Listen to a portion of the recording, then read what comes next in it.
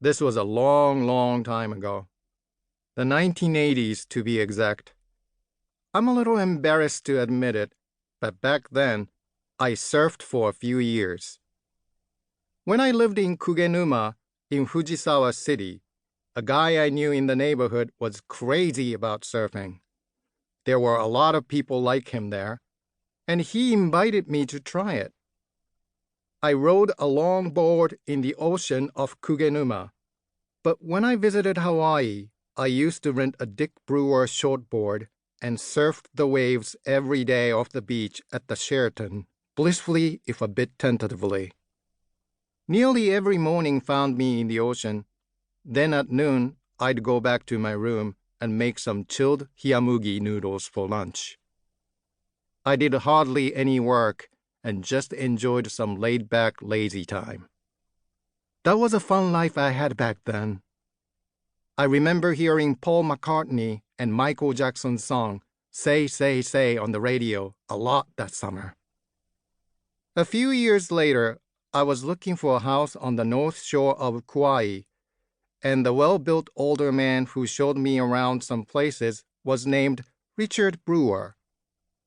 "Oh, so you have the same name as that famous surfboard shaper," I said to him. "I guess there's no need to hide it," he replied. "But I am that Dick Brewer." He sounded a little embarrassed to admit it. "Huh, the famous Dick Brewer working at a real estate agency out in the middle of nowhere in Kauai?" "Why?" I asked. "To be honest," he said, "I don't want to do this kind of work, but my wife told me I'll never get ahead if all I do is keep on surfing the rest of my life. She told me to work hard from now on selling real estate, so here I am. What are you going to do?" I kind of felt sorry to hear this. He told me that whenever the weather is nice and the surf is good, the old excitement grabs him and it's hard to focus on selling houses. So he'd sneak away to the beach and watch the waves. Totally understandable. At the same time, I can also sort of understand being afraid of your wife's reaction. I recall we shared a couple of beers and commiserated with each other. He was a really nice guy.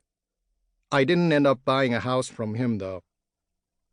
Recently, I looked him up on the internet, and it said that in the 1960s, he was known as a big wave surfer, one of the top surfers at the time in Waimea Bay and Sunset Beach.